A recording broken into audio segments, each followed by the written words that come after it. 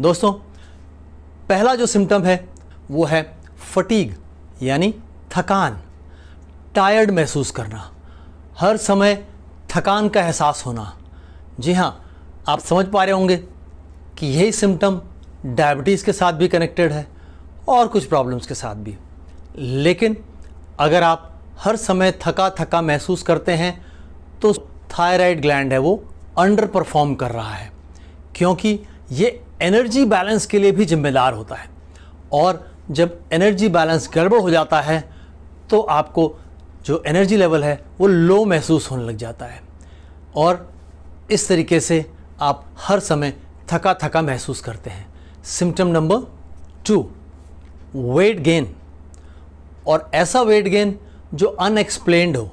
आपका खान पान सब ठीक है, लाइफस्टाइल भी ठीक है, लेकिन फिर भी वेट बढ़ता जा रहा है। आपके समझ में नहीं आ रहा कि क्या ऐसा गलत कर रहे हैं हम जिससे वेट बढ़ रहा है। तो ये अगेन एक इंडिकेटर है। जैसा मैंने कहा कि ये हार्मोन आपका जो एनर्जी लेवल है, उस एनर्जी बैलेंस है, उसके लिए जिम्मेदार है। तो BMR, बेसल मेटाबॉलिक रेट, यानी कि जब शरीर कोई गतिविधि नहीं कर रहा होता है, कोई फिजिकल एक्टिविटी नहीं कर रहा होता है, जब आप आराम की अवस्था में होते हैं, उस समय आपके शरीर की सारी मशीनरी को चलाने के लिए जो मिनिमम कैलोरी चाहिए उसे BMR कहा जाता है। तो ये जो BMR है वो नीचे जाने लगता है।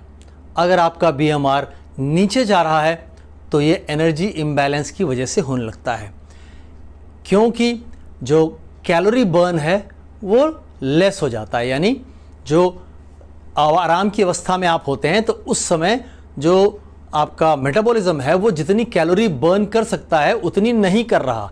बेसल मेटाबॉलिक रेट डाउन हो गया है, तो वो जितनी कैलोरी बर्न कर सकता था उससे कम कैलोरीज बर्न कर रहा है और इस तरीके से आपके शरीर में एक्स्ट्रा कैलोरीज इकट्ठा होने लगती हैं और ये एक्स्ट्रा कैलोरीज फैट के फॉर्म में डिपॉजिट होती हैं एंड हेंस वेट गेन होने लग जाता है।